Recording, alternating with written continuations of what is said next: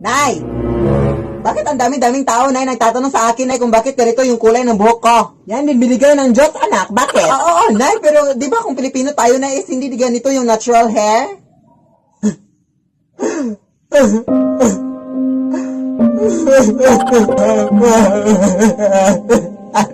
Meron kasi akong tinatago sa'yo, anak. Yes, anak, matagal na to, anak, pero sasabihin ko na sa'yo, anak. Amerikano kasi yung tatay mo, anak. At meron din siyang sinend na video sa akin, anak, noon pa to, pero ngayon ko lang ipapakita sa'yo, anak. Hey Philip, I hope you see this in the future. Always remember that you are loved and that I'm going to miss you so much. Sige, anak. Kaya pala ang ganda-ganda kong Nay, kasi half wala akong Nay, no? Yes!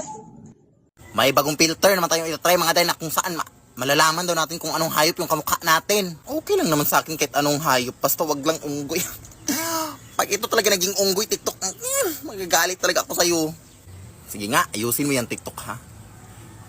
Yan talaga pag naging unggoy yan, sige ka. Ayan ang sabi ko. Si TikTok na ayaw makiusapan.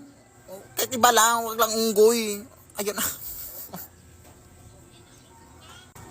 Lasa lang TikTok, sige ka. Bakit puro mga unggoy yung mga inaan mo? Kakasakit ka na ng tao, ha? Ayun na.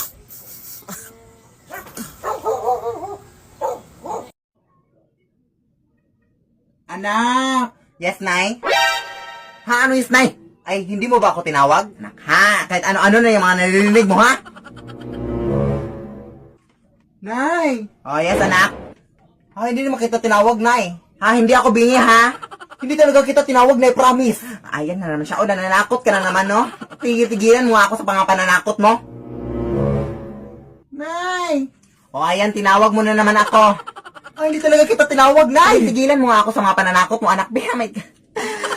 punong-puno na kaya ako sa mga pananakot mo, anak. Ano ba? Pero sino yung tao sa likod mo? Ha, anong likod? Nay! Nay! Tulungan mo ako, Nay! Likod mo rin, anak! Anak!